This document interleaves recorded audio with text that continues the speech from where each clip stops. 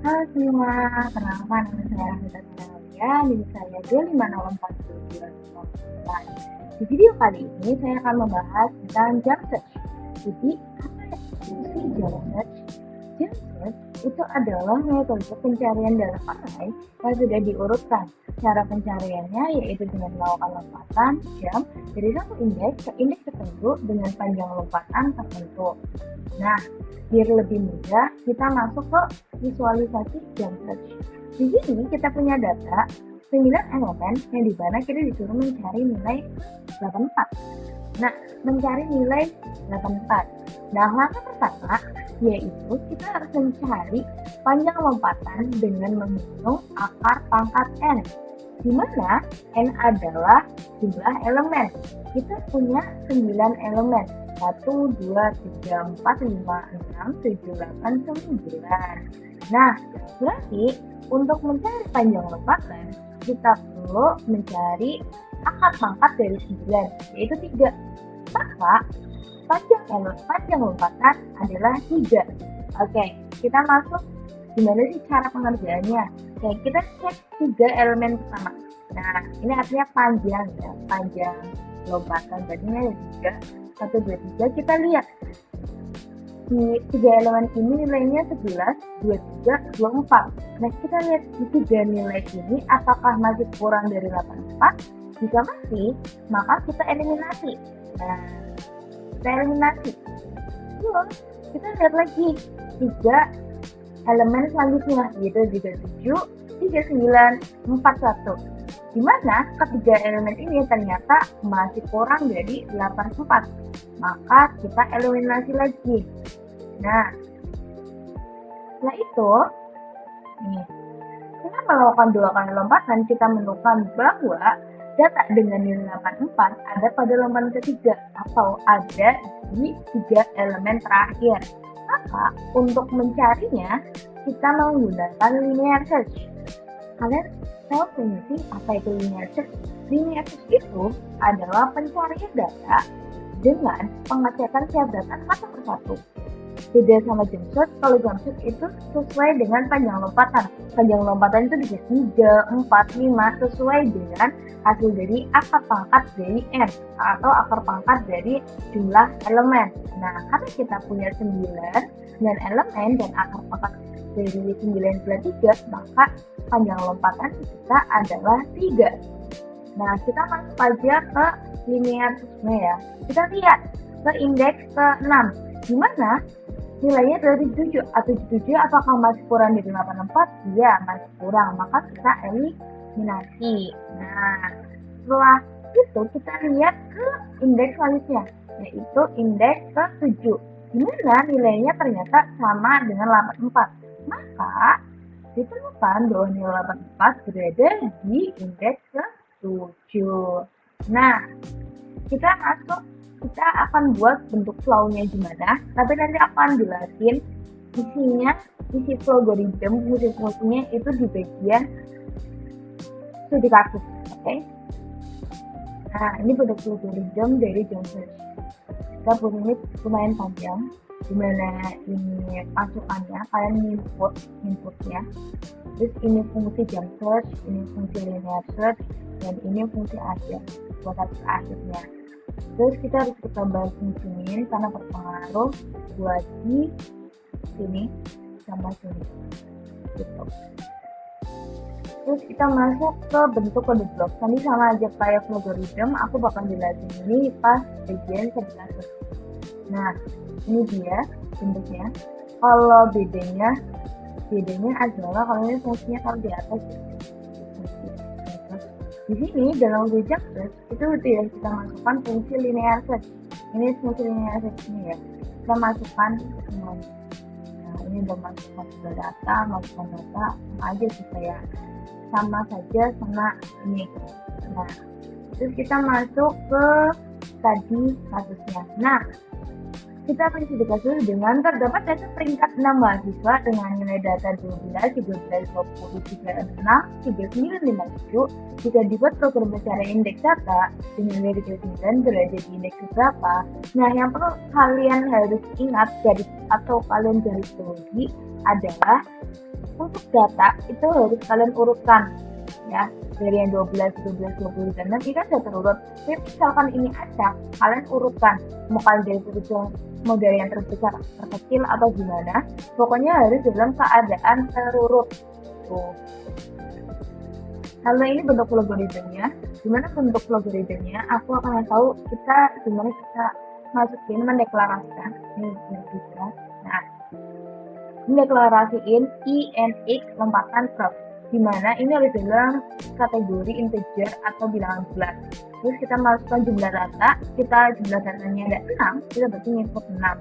Terus integer array data n ini itu untuk memasukkan nilai dari setiap indeks. Jadi kita indeks 0 nilainya berapa, indeks 1 nilainya berapa, seperti itu. Lalu ada output, masukkan data dengan nilai yang sudah diurutkan ya tadi. Ada i sama 0 to n sampai 1. Masukkan input nilai, kalian input nilai ada 12, 13, 20, 36, 39 sampai 57. Nah, ini bingung kenapa i ngambil dari 0. Kalian ingat nggak sih kalau di namanya materi array bahwa kalau i sama dengan 0 itu tuh adalah awal dari indeks. Misalkan kalian punya indeks 10, maka data 10 data, maka indeks kalian cuma sampai 9 kayak seperti ini.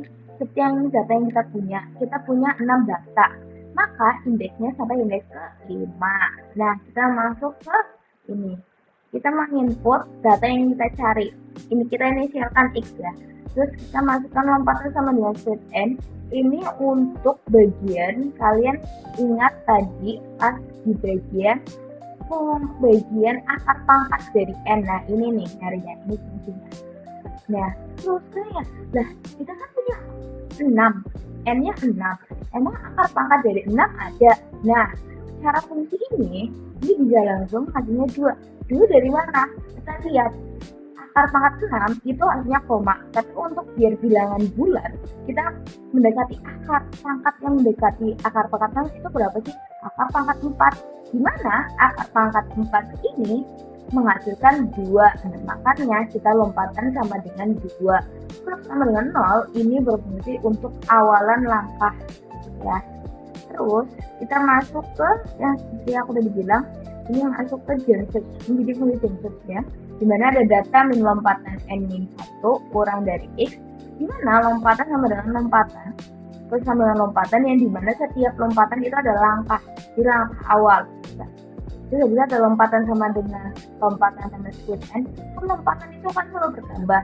Nah, biar lompatan itu selalu maju, maka kita perlu tambah terus n, misalkan itu lompatnya 2, terus lompat lagi 2, di jumlah berapa? 4. Nah, gitu. Kita masuk ke sini, ada prof lebih dari sama dengan n. Nah, ketika langkahnya ini lebih dari sama dengan n, maka output angka tidak ditemukan atau melibatkan gitu. Maka ini berarti entah ini 6 atau lebih dari 6. Tapi jika salah, kita mengulangi prosesnya. Nah, ini itu menggunakan while dan ini menggunakan for. Nah, setelah itu kita masuk ke data ini, data prof kurang dari x atau masih sama ya, kurang dari x. Dimana profnya ini tambah 1 karena ini masuk ke linear search. Kalau linear search itu pasti selalu pengecekan yang 1. Sedangkan Genesis itu pengecekannya langsung. Misalkan 3, lompatannya berarti 3, berarti kalian langsung ngecek 3 data gitu. Terus kalau lompatannya 2, berarti kalian langsung mengecek 2 data sekaligus. Nah, itu bedanya. Terus ada prof min lompatan n.